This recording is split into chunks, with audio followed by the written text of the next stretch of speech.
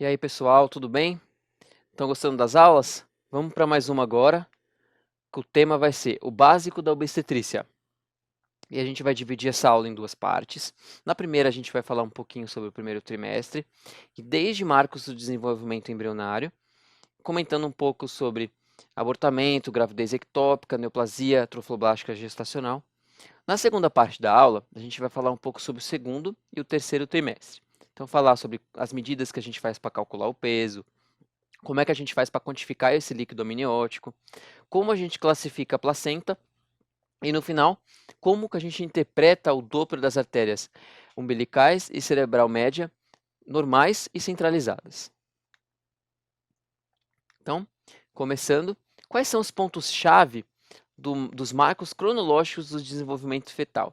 Então, a gente tem aqui uma tabelinha que mostra o que a gente encontra dependendo da semana. Mas antes da gente olhar para essa tabela e escrever item por item, eu queria frisar aqui com vocês qual seria a importância da gente ter esse tipo de marco. Então, a principal importância é justamente a gente saber o que esperar ou não esperar, a depender da idade gestacional dessa paciente. Então, por exemplo, a gente tem uma paciente que a gente sabe que está com 3 semanas de gestação e a gente não encontra o saco gestacional. Então, a gente sabe que não tem problema nenhum, porque se a gente ver aqui, o saco gestacional só vai aparecer lá pela quarta semana e meia de gestação. Ou, se a gente tem um paciente com 5 semanas de gestação, e lá a gente só encontra o embrião, e esse embrião não tem batimentos cardíacos, e a mãe fica preocupada. Mas você sabe que os batimentos cardíacos são esperados no embrião lá pela 6ª semana, então você não precisa ficar preocupado. Ou então, se a gente encontra num paciente com 13 semanas, aquela herniaçãozinha fisiológica, aí a gente sabe que está errado, porque a gente sabe que na 13ª semana já é esperado o fim dessa herniação. Então, resumindo, para que servem esses marcos cronológicos do desenvolvimento fetal?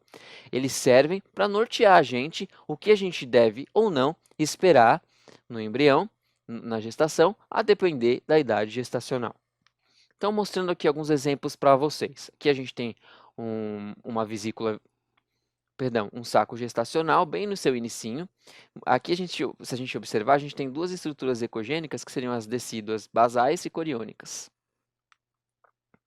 Aqui a gente tem um saco gestacional mais desenvolvido, e aqui essa bolinha preta é a vesícula vitelina. Aqui a gente vê uma vesícula vitelina bem grandona, mostrando aí uma vesícula alterada, indicando um possível mau prognóstico para essa gestação. E aqui do lado, o embrião. Nessa outra imagem, a gente vê o paciente com mais ou menos 7 semanas e meia, a gente vê o embrião e a vesícula vitelina normal e o saco gestacional. E a gente vê essa imagem que lembra um código de barras, e a gente vê esse númerozinho aqui indicando batimentos cardíacos. Mas, poxa, como é que a gente consegue ver batimentos cardíacos? A gente não tem que usar o Doppler para ver isso? Pois é, e a gente está usando. Esse é um tipo específico de Doppler que a gente chama de modo M, que é o que parece o código de barras. E se a gente observar aqui à direita tem várias linhas, e à esquerda essas linhas estão movimentadas, justamente porque esse embrião tem batimento cardíaco. A gente costuma fazer esse modo M nas primeiras semanas de gestação. Aqui a gente tem um embrião com uma vesícula vitelina, e esse embrião aqui tem uma imagem cística na cabeça. É o romboencéfalo, então esse paciente tem aí por volta de 9 semanas. Então vamos falar agora um pouquinho sobre as patologias do primeiro trimestre. Eu queria que vocês gravassem 2 itens aqui para se pensar em gestação não evolutiva ou em óbito embrionário. O primeiro deles é no caso de um paciente que você vê lá, tem um saco gestacional, você mede o saco gestacional e o diâmetro médio do saco gestacional deu 25 milímetros. O que a gente deve esperar nesse contexto? A gente deve esperar identificar o embrião e a vesícula vitelina. Se a gente não identifica o embrião num saco gestacional que tenha o diâmetro médio maior ou igual a 25 milímetros, a gente está diante de uma possível gestação não evolutiva ou um óbito embrionário, também chamado de gestação anembrionada também. Uma outra situação é quando a gente tem lá o saco gestacional, tem um embrião, a gente vai lá, mede o embrião, esse embrião deu 7 milímetros ou mais. O que a gente deve esperar desse embrião para considerar uma gestação normal? Batimento cardíaco. Se a gente não vê batimento cardíaco no embrião com 7 milímetros ou mais, significa que a gente está diante de uma possível gestação não evolutiva ou óbito embrionário. Então, grava esses dois itens. Quando a gente vê um saco gestacional com diâmetro médio de 25 milímetros, a gente tem que esperar ver alguma coisa, que seria o embrião. Ou quando a gente já vê o embrião, e esse embrião mede pelo menos 7 milímetros, a gente tem que esperar ver alguma coisa. Se não vê, a gente tem que pensar na gestação não evolutiva ou óbito embrionário. Muito bem, um casinho agora para a gente pensar. Paciente com beta positivo e com uma cavidade endometrial um pouco heterogênea. Então, se a gente lembrar aqui daquela aula que a gente teve de patologias uterinas, da anatomia do útero, a gente tem aqui essa morfologia que lembra uma pera apontando para o lado esquerdo. A gente tem um útero em antiverso flexão. E aqui dentro a gente tem um endométrio que está espessado. Olha só como que ele mede. A gente não encontra saco gestacional aqui dentro. E aí, o que poderia estar acontecendo no caso de uma paciente com beta-HCG positivo? Então, vamos pensar algumas possibilidades. Uma delas seria essa paciente estar bem no comecinho da gestação, então com menos de 5 semanas, menos de 4 semanas, e ainda não ter dado tempo de aparecer o saco gestacional. Faz sentido? Perfeito. Então, uma possibilidade. A outra possibilidade seria essa paciente ter tido já uma gestação, ter tido um saco gestacional aí e ela ter abortado. Então, a segunda possibilidade seria um aborto, e por isso que a gente não vê um saco gestacional aí dentro. A terceira possibilidade seria essa paciente estar grávida e esse saco gestacional não está dentro do útero. Ele está na tuba uterina ou no ovário e ser uma gravidez ectópica. Então, esses seriam os 3 principais diagnósticos diferenciais. Então, só para a gente relembrar um pouquinho aqui. Aqui a gente tem do lado direito aquela imagem que a gente acabou de ver, que a gente não visualiza o saco gestacional na cavidade uterina. No lado esquerdo, a gente encontra um saco gestacional normal, que é o que a gente chama de tópico. O saco gestacional ele tem que ficar exatamente aí nessa posição. Se o saco gestacional ficar aqui mais para baixo ou perto do colo, a gente sabe que é um saco gestacional mal posicionado, também indicando um mau prognóstico. Outra coisa é a morfologia do saco gestacional. Se for um saco gestacional irregular, com bordas mal definidas, a gente também diz que é uma gestação com risco de prognóstico ruim. Esse caso aqui da esquerda mostra um saco gestacional tópico, com morfologia adequada, ok? Então, continuando. A gente diz do abortamento, e agora vamos falar um pouquinho da gravidez ectópica. O que seria uma gravidez ectópica? A gravidez ectópica é quando a gente tem implantação do embrião fora da cavidade uterina. E aí pode ser em qualquer parte para fora, pode ser nas tubas, e aí na tuba pode ser na região isquímica, pode ser na região ampular, pode ser na região do infundíbulo. O embrião pode se implantar no ovário. O embrião pode se implantar na região peritoneal, ou ele pode se implantar até na região cervical. Então, gravidez ectópica, gravidez fora da cavidade uterina. E o principal local é na região ampular das tubas, ok? Mas e aí? A gente ainda não conseguiu fazer a diferenciação entre aqueles 3 diagnósticos diferenciais que eu falei para vocês. Então, vamos olhar. Saber se a gente não encontra o saco gestacional porque está numa idade gestacional precoce é muito simples. É só a gente calcular a idade da paciente pela data da última menstruação e olhar também os valores de beta-HCG. O principal diagnóstico seria aí entre a gravidez ectópica e o abortamento. Então, como que a gente faz essa diferenciação? A gente tem que olhar bem a região anexial.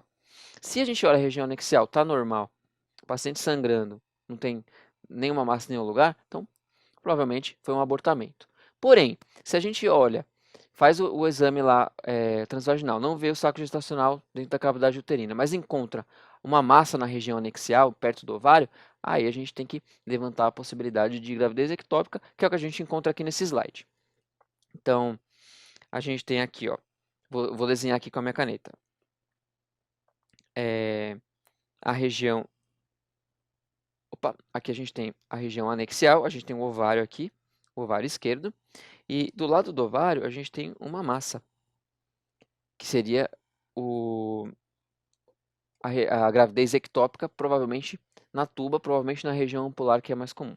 Aqui no slide da figura da direita, só está mostrando o vaso, pintando com o Doppler, e mostrando a massa anexial com algum fluxo dentro dela. Então, a gente diferenciou o abortamento da ectópica, encontrando uma massa aí na região anexial. Muito bem, a gente falou um pouco sobre gravidez ectópica, falamos um pouco sobre abortamento, e aquela famosa neoplasia trofoblástica gestacional. Em que contexto clínico que a gente vai encontrar essa paciente? Então, aquela paciente que teve um abortamento, mas que alguma coisa estranha começou a acontecer com essa paciente, que em vez do beta-HCG cair, o beta-HCG começou até a aumentar. O útero, em vez de reduzir, começou a aumentar. E aí pediram ultrassom, e o sangramento, em vez de reduzir, continuou. Então aí pediram um ultrassom lá na emergência, e a gente vê essa imagem do útero. Então a gente vê, olha só como o endométrio está totalmente espessado. Ele está espessado, heterogêneo, e a gente vê um monte de imagem cística dentro dele. É o que quando a gente vê essas características nesse tipo de paciente com essa história clínica, a gente tem que lembrar de neoplasia trofoblástica gestacional, que é a famosa mola, ok? Então, esse foi um resumo bem prático das principais patologias do primeiro trimestre, ok? Agora vamos falar um pouquinho do desenvolvimento fetal no segundo e terceiro trimestre. E vamos começar falando sobre as medidas do peso fetal. A gente usa algumas medidas para calcular o peso e a idade gestacional. Lembrando que a melhor época para se calcular a idade gestacional não é no segundo e terceiro trimestre, é no primeiro, tá? Mas eventualmente a gente usa para calcular o peso, saber se o paciente está evoluindo bem, se tem restrição de peso ou não. Tudo coisa que provavelmente vocês vão aprender melhor nas aulas de obstetrícia. Então eu mostrei aqui. A gente usa algumas medidas. A gente pega a região do crânio e faz duas medidas aqui, que é a medida que a gente chama de biparietal, medida biparietal e a medida crânio-cefálica. Mas não é em qualquer região do crânio que a gente faz essa medida. A gente tem que selecionar alguns marcos anatômicos para isso, que é o que eu mostrei aqui nessa imagem para vocês. Então a gente tem que ver os tálamos, o plexo coroide. Aqui a gente vê a região da foice, que é exatamente o que a gente vê aqui nesse desenho esquemático aqui. Então, a região onde a gente encontra o tálamo, o plexo coroide. Quando a gente encontra essas estruturas no crânio, a gente está autorizado a fazer as medidas. Que basicamente é a gente medir daqui para cá e daqui para cá. Aí vai dar as medidas biparietais, crânioencefálicas, e aí vai ser colocado numa tabela e a gente consegue predizer o peso do bebê. Então, esse é o primeiro marco que a gente usa. O outro marco que a gente usa é a circunferência abdominal, mas não é em qualquer parte do abdômen também que a gente pode autorizado a fazer essas medidas. A gente tem que selecionar um corte específico. Qual é esse corte? Então a gente vê aqui nessa ilustração, aqui a gente vê a vértebra, né? Então aqui é a região posterior e aqui é a região anterior. Então a gente tem que ver vértebra, tem que ver a aorta. Aqui a gente vê a veia umbilical e aqui a gente vê a bolha do estômago. Quando a gente encontra esse corte, a gente está autorizado a fazer a medida igual a gente fez lá nos diâmetros biparietais e crânio e cefálico. Aqui na imagem da esquerda, a gente tem a imagem do ultrassom para ilustrar isso. Então, aqui a gente tem a bolha do estômago, aqui a veia umbilical, aqui a gente tem a região vertebral. Aí a gente está autorizado a fazer a medida nessa altura. E uma outra medida que a gente usa é a medida do fêmur. Essa é bem facinho de ver. A gente tem que só se certificar que a gente está medindo o fêmur e não o úmero, né? Que esse erro é muito comum. A gente faz a medida da região proximal à região distal do comprimento do fêmur. De posse disso, a gente pode calcular o peso e estimar a idade gestacional do paciente. Muito bem. Outra coisa que a gente usa, né, no segundo e terceiro trimestre é estimar a quantidade de líquido amniótico dentro da cavidade uterina. E como a gente faz isso? A gente usa a técnica do ILA. A gente divide a região abdominal em 4 quadrantes. e aí a gente coloca o transdutor lateralmente em cada um desse quadrante, mede a quantidade de líquido e depois soma tudo. Então a gente vê aqui, ó, o útero, o paciente está aqui na posição longitudinal cefálica, a gente divide em 4 quadrantes, coloca o transdutor em cada uma dessas 4 regiões e mede. Então a gente pega aqui, faz a primeira medida, vai dar uma quantidade. Faz aqui, dá outra medida. Aqui, outra medida. Aqui, outra medida. Depois a gente soma tudo e vai dar um valor. Quais são os valores de normalidade? A gente considera normal quando a soma dos 4 quadrantes dá entre 8 e 18. Se dá abaixo de 8, a gente fala que é oligodrâmio. Se dá acima de 18, a gente pensa em polidrâmio. E com relação à maturidade da placenta? A gente chama de placenta grau zero, é aquela placenta que tem um aspecto bem homogêneo, que não tem nenhuma calcificação.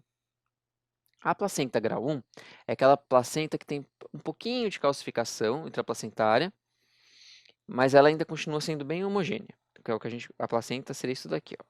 Então ela é bem homogêneazinha, tem um pouquinho de calcificação dentro dela, às vezes fazendo sombra, mas ainda continua sendo bem homogênea. O grau 2, a gente tem mais calcificações, são calcificações mais grosseiras, um pouquinho de indentação, começa a ter lobulação, e as calcificações serem um pouquinho mais grosseiras. O grau 3, aí a gente já tem os cotilédones, começa a ter a compartimentalização da placenta, pela presença de calcificação na placa basal, a coriônica, também chamado de cotilédone.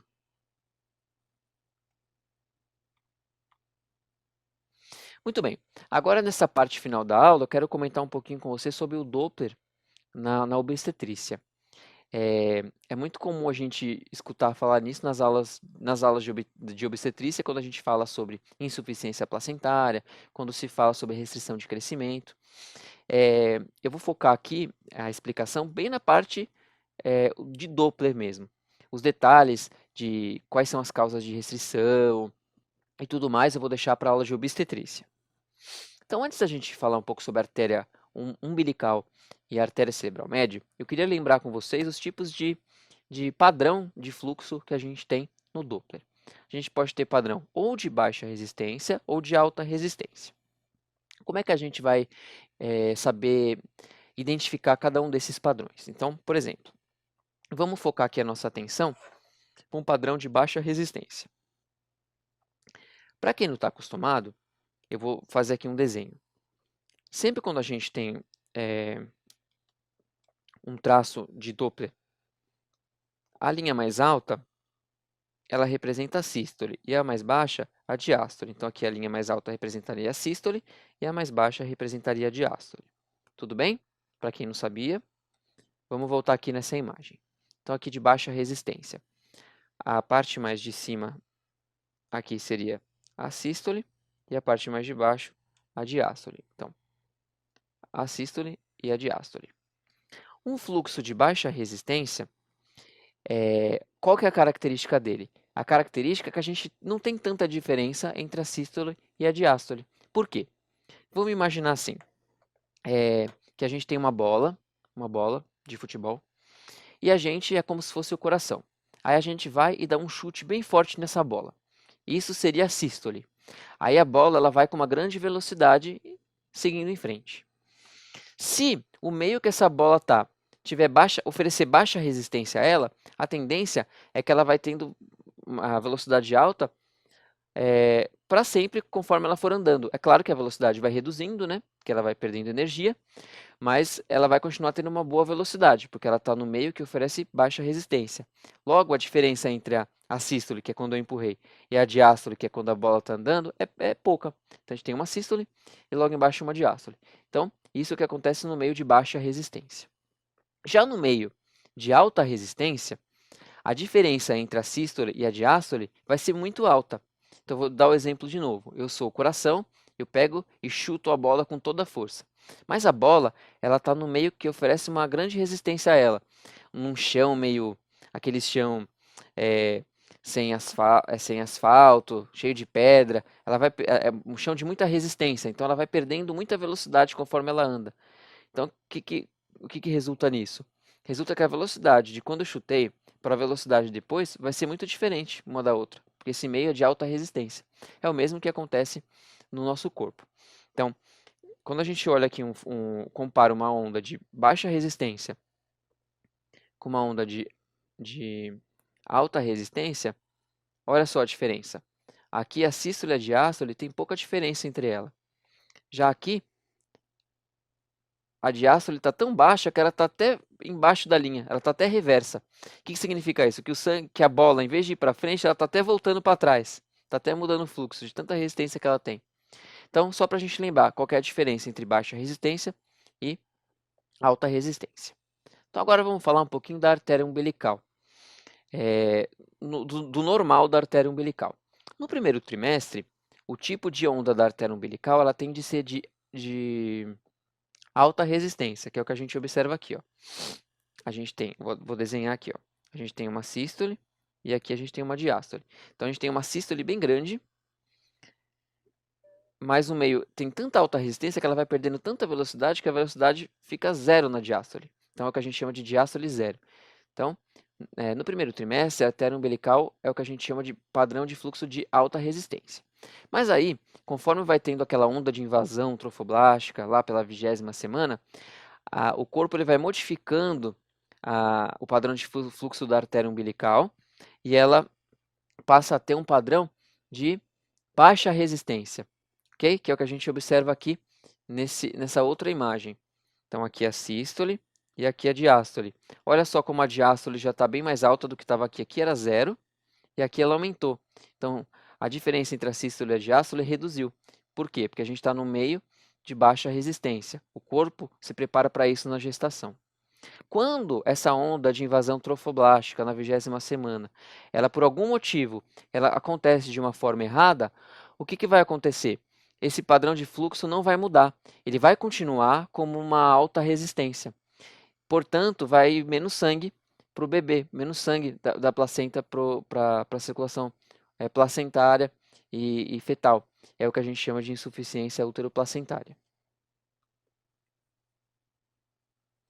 E aí, como ele vai receber menos sangue, isso vai ter algumas repercussões, ok? Vamos parar por aí até o momento. Vamos olhar aqui agora a artéria cerebral média normal. A artéria cerebral média normal, o normal dela, mesmo no segundo e terceiro trimestre, ao contrário da artéria umbilical, é manter um fluxo de alta resistência. Então, se a gente olhar aqui, aqui a gente tem a sístole, aqui a gente tem a diástole. Se a gente olhar, a diástole é bem baixa, a gente tem uma grande diferença entre a sístole e a diástole, portanto, alta resistência, ok? Então, resumindo, a artéria umbilical normal, ela tende a sair de um fluxo de alta resistência para um fluxo de baixa resistência no decorrer da gestação. A artéria cerebral média, não. Ela tende a manter um fluxo de alta resistência sempre. Ponto.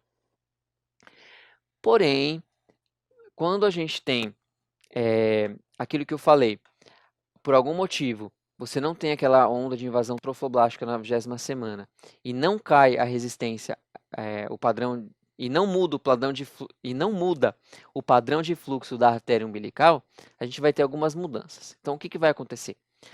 Primeiro, a artéria umbilical vai passar a ter um padrão de alta resistência, que é o que a gente vê aqui, ó. A artéria umbilical, que os vasos umbilicais, e aqui é o padrão de onda dela. A gente vê que a gente está com um padrão de diástole zero.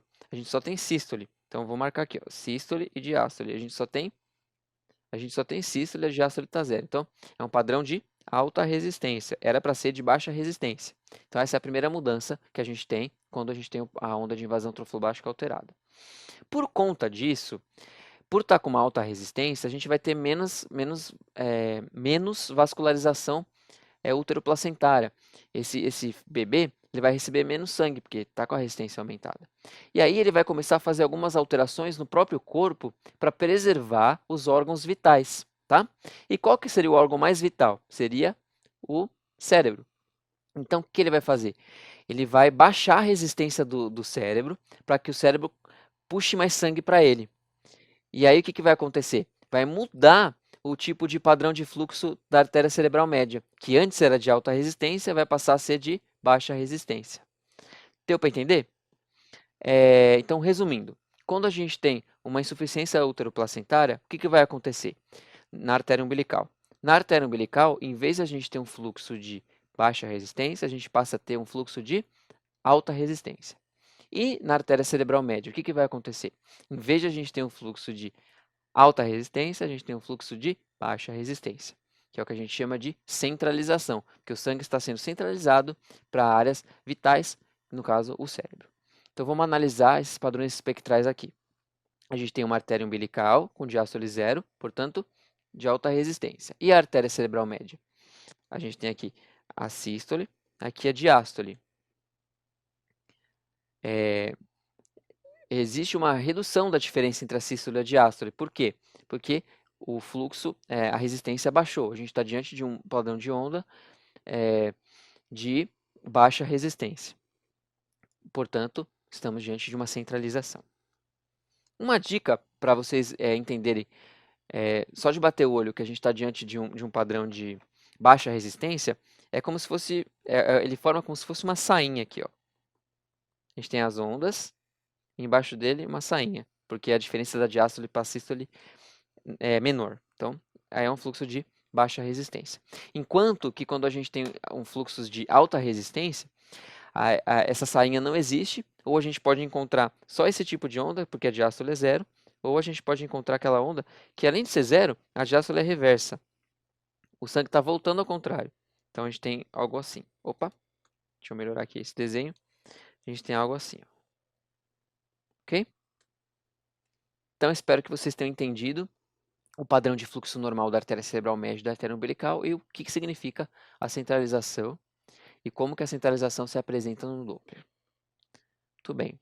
É isso, pessoal, que eu tinha para falar para vocês hoje. Tentei dar um apanhado geral dos princípios da obstetrícia, falar desde o primeiro até os últimos trimestres.